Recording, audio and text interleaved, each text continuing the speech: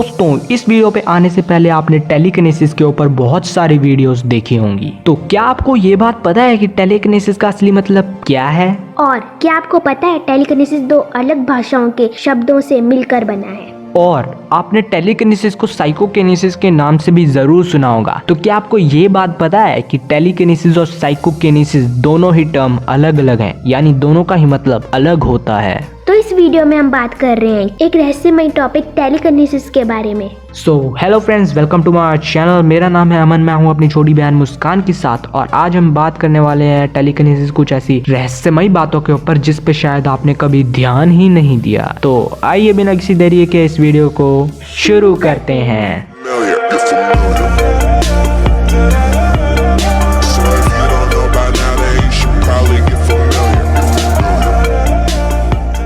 तो हम आपको बता दें कि टेलीकिनेसिस और साइकोकिनेसिस दोनों ही पोर्टमैंट्यू है। पोर्टमैंट्यू का मतलब दोनों ही शब्द दो अलग अलग शब्दों को मिला के बने हैं। जैसे टेलीकिनेसिस दो शब्दों से मिलकर बना है, टेली और किनेसिस, जहाँ पे टेली एक इंग्लिश वर्ड है जबकि किनेसिस एक ग्रीक वर्ड है। टेली का मतलब फार ऑफ यानी दूर से, और किनेसिस का मतलब मूवमेंट यानी मूव कराना। यानी टेलीकिनेसिस का पूरा मतलब दूर से ही किसी चीज को हिलाना। और वहीं साइकोकिनेसिस जो दो अलग अलग शब्दों को मिला के बना है, साइको और किनेसिस। और ये दोनों ही शब्द ग्रीक हैं, जहाँ पे साइको का मतलब सोल और किनेसिस का मतलब मूवमेंट यानी अपनी आत्मा द्वारा किसी चीज को हिलाना। तो हमने आपको इन दोनों का मतलब तो बता दिया, लेकिन अब ये भी बात कर लेते हैं कि इन दोनों में से सबसे पहले किस शब्द का प्रयोग किया गया, मतलब सबसे पहले कौन सा शब्द आया। तो टेलीकिनेसिस वो शब्द है जो कि 1890 में Russian psychical researcher Alexander N Aksakov द्वारा यूज किया गया था। और वहीं साइकोकिनेसिस शब्द का यूज 1914 में अमेरिकी ऑथर हेनरी होल्ट की उनकी किताब ऑन द कॉस्मिक रिलेशन में किया गया।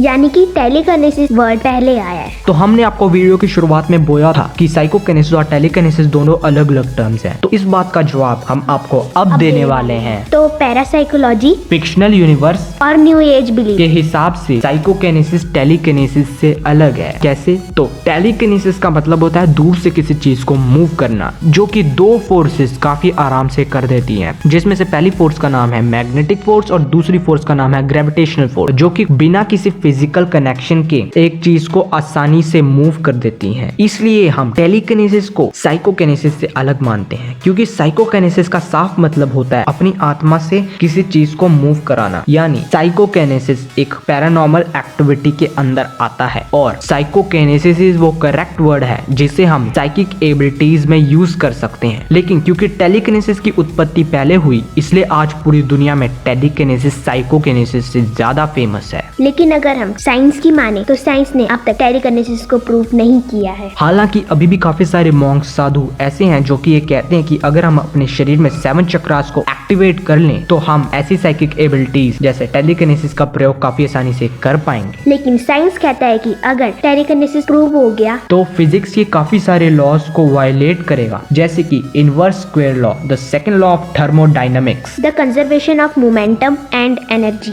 और साथ ही साथ फिजिक्स का एक और बहुत बड़ा लॉ जो कि है mind can not directly act over matter, ये इस लॉ को भी वायलेट कर देगा। लेकिन आज तक ये लॉ वायलेट नहीं हुए, क्योंकि किसी ने टेलीकिनेसिस प्रूव किया ही नहीं। लेकिन आज भी काफी सारी ऐसी कंपनीज हैं जो प्राइज मनी ऑफर करती हैं उन लोगों को जो ये दावा करते हैं कि वो टेलीकिनेसिस परफॉर्म कर सकते हैं। जैसे कि एक बहुत बड़े बिजनेसमैन गेराल्ड फ्लेमिंग ने यूरी गेलर को 2,50,000 पॉन्ड्स का प्राइज मनी ऑफर किया, सिर्फ इसलिए कि अगर वो उनको उनके सामने स्पून बेंड करके दिखा दें। हम आपको आपकी जानकारी के लिए बता दें कि यूरी गेलर एक बहुत बड़े मैजिशियन है, और उन्होंने स्पून बेंडिंग को पूरी दुनिया के सामने दिखाया, लेकिन फिर भी वो इस प्राइज मनी को क्लेम करने के लिए बिजनेसमैन गेराल्ड फ्लेमिंग के पास नहीं गए। और एक बहुत बड़ी company the James Randi educational foundation, जो कि पूरे $1 million paranormal challenge prize money लोगों को देने के लिए तैयार है। लेकिन अफसोस की बात यह है कि ये प्राइज मनी आज तक अनक्लेम्ड है।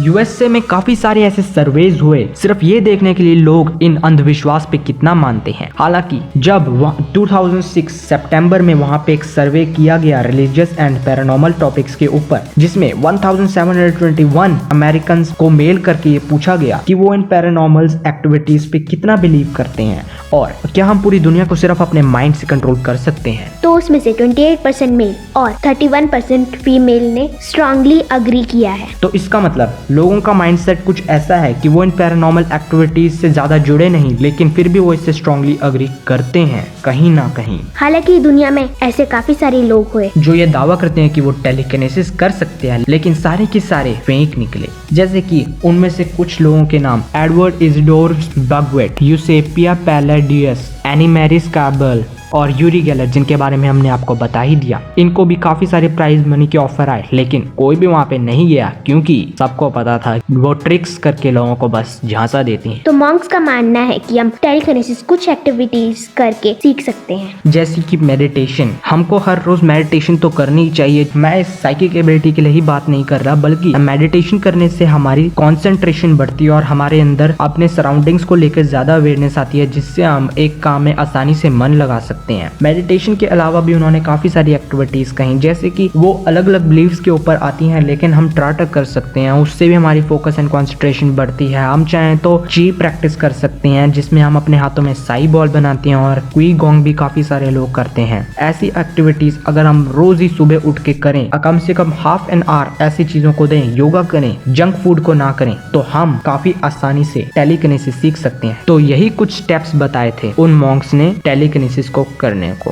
तो गाइस, उम्मीद करते हैं कि आपको इस वीडियो से कुछ सीखने को मिला होगा। इस वीडियो को ज्यादा से ज्यादा लोगों को शेयर कीजिएगा, हमारी इस वीडियो को लाइक कीजिएगा, कमेंट कीजिएगा और हमें सब्सक्राइब जरूर कीजिएगा। अगर आपकी कोई भी क्यूरी है तो कमेंट कर दीजिएगा, हम आपको रिप्लाई जरूर करेंगे। Thanks for watching this useful video.